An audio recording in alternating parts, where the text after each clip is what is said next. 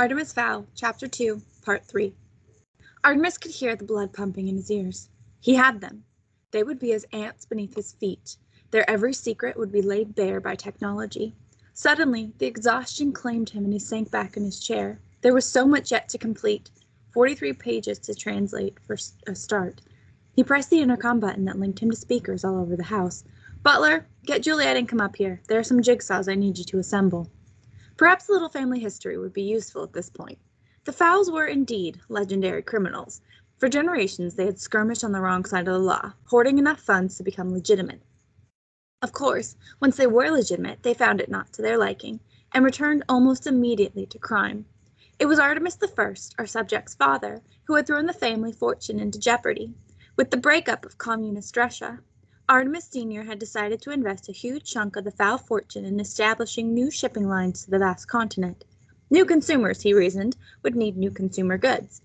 The Russian mafia did not take too kindly to a Westerner muscling in on their market, and so decided to send a little message. This message took the form of a stolen missile launched at the Fowl Star in a way past Merment.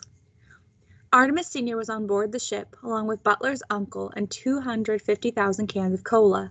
It was quite an explosion. The Fowls were not left destitute, far from it, but billionaire status was no longer theirs. Artemis II vowed to remedy this. He would restore the family fortune, and he would do it in his own unique fashion. Once the book was translated, Artemis could begin planning in earnest. He already knew what the ultimate goal was. Now he could figure out how to achieve it. Gold, of course, was the objective, the acquisition of gold. It seemed that the people were almost as fond of the precious metal as humans. Each fairy had its own cache, but not for much longer if Artemis had his way. There would be at least one of the fairy folk wandering around with empty pockets by the time he'd finished. After 18 solid hours of sleep and a light continental breakfast, Artemis climbed to the study that he had inherited from his father.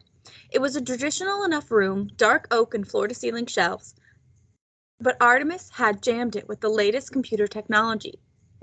A series of networked Apple Macs whirred from various corners of the room. One was running CNN's website through a DAT projector, throwing oversized current affairs images against the back wall. Butler was there already, firing up the hard drives. "Shut them all down, except the book. I need quiet for this." The manservant started. The CNN site had been running for almost a year. Artemis was convinced that news of his father's rescue would come from there. Shutting it down meant that he was finally letting go. "All of them?" Artemis glanced at the back wall for a moment. "Yes," he said finally, "all of them." Butler took the liberty of patting his employer gently on the shoulder just once before returning to work. Artemis cracked his knuckles. Time to do what he did best. Plot, dastardly acts.